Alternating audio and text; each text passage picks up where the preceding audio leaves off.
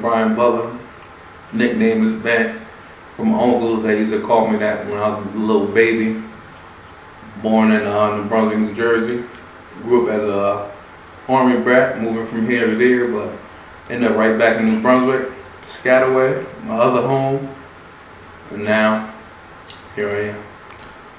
Okay, talk a little bit about your high school years. You were a football star. Talk about that. Yeah, I love football.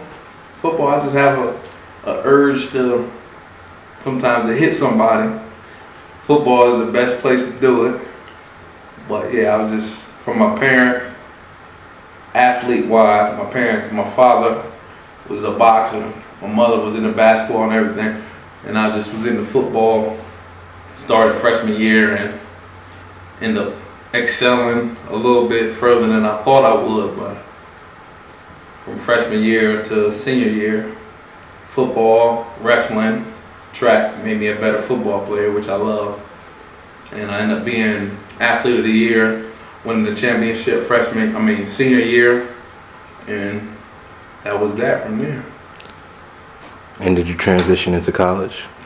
I transitioned into college playing Rutgers football as a walk-on, and then I believe it was the first year I got hurt with a back problem, and I just haven't played since.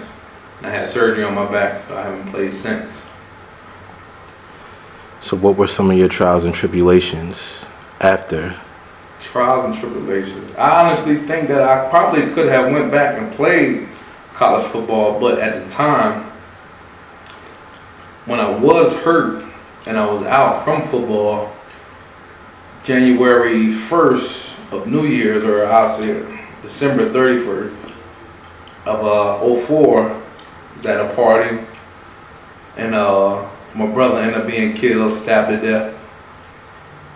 A little crazy to talk about, but yeah, he was outside helping my cousin that was helping a girl that was being beat on, and my cousin ended up being stabbed. I think he was stabbed like 4 times. My brother went to help him, ended up being stabbed once in the heart though.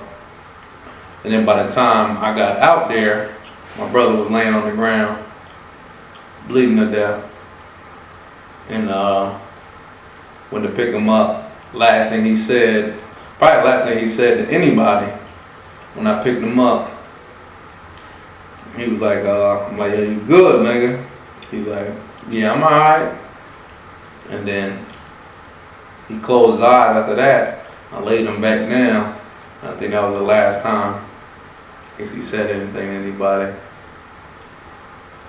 So that shit hurt kind of bad. And how much of an effect did that, have on you in your personal life, as far as moving forward with your life? In the personal, to start, it just hurt crazy.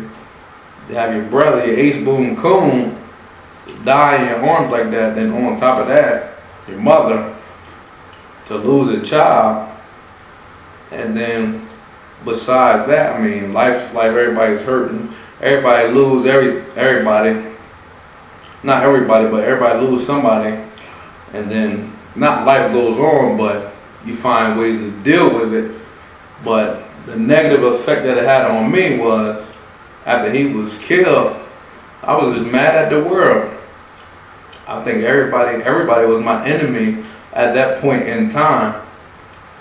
And started to fight everybody. Alcohol played a big part in it.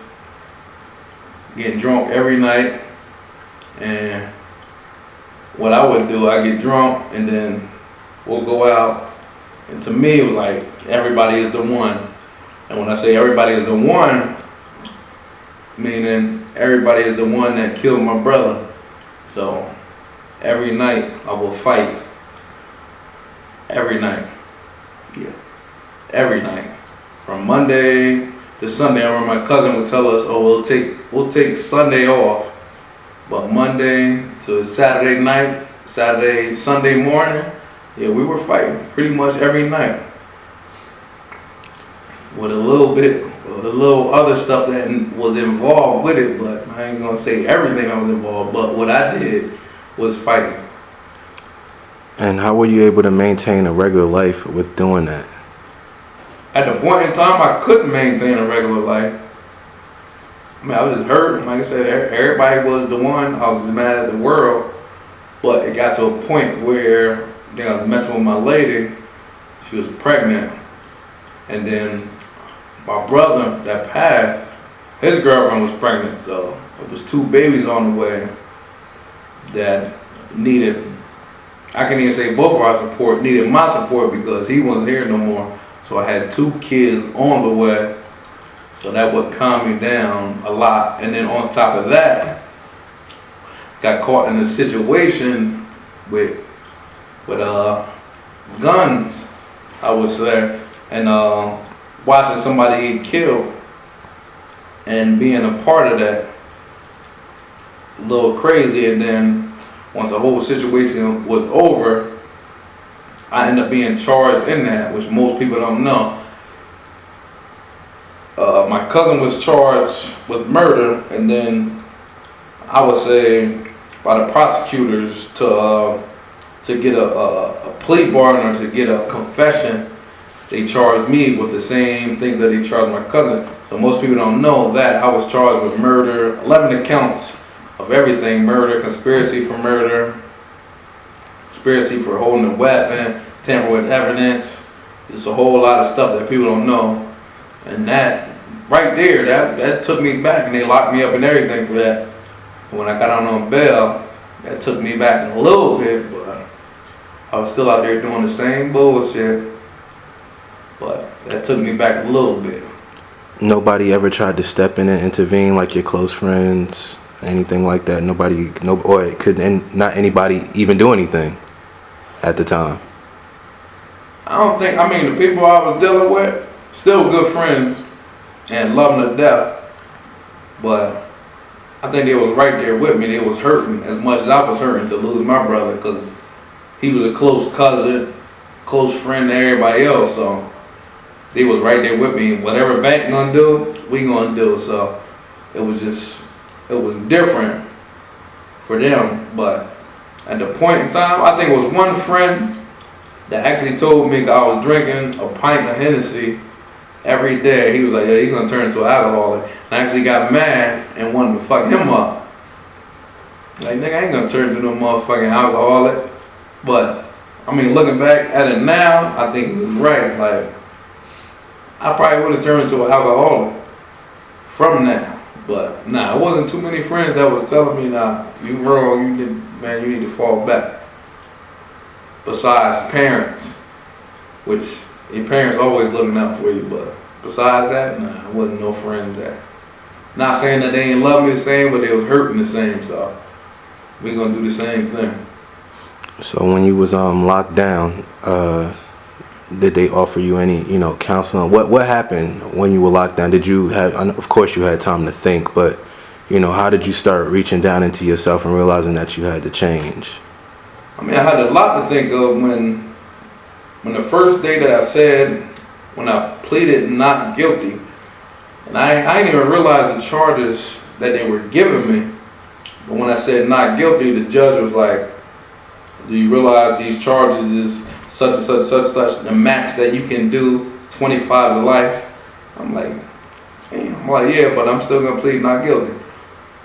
But once he said that, man, talking to that first, I had a public defender, and I walk out, and I'm like, damn, did he really say 25 to life? And walking out was like, it's crazy. I'm good, but I go on about my life with the kids and everything. But then, that's when it got to a point when it was like, you know what? My cousin, he went to trial and everything. He beat the murder, but he was still charged with the manslaughter. He still, because he was a convicted felon already. So ultimately, they gave him 40 years. So once he was finished, they came back with me and they was like, I don't think he was involved like that, so we'll give you a 3 flat. So from the 25 to life to 3 flat, I was like, you know what? I'll take the 3 flat. Even though I don't even know if I should have done, I probably could have beat it in the jury trial, but I'd rather take 3 flat than risk 10 to 20, 25 years. So I took the 3 flat. So I did, I was sentenced to 3 years, but I applied for ISP. So I did a couple months in the county, and I did a couple more months in the state facility, Annandale. But then finally the ISP had came through, and they said that I was accepted.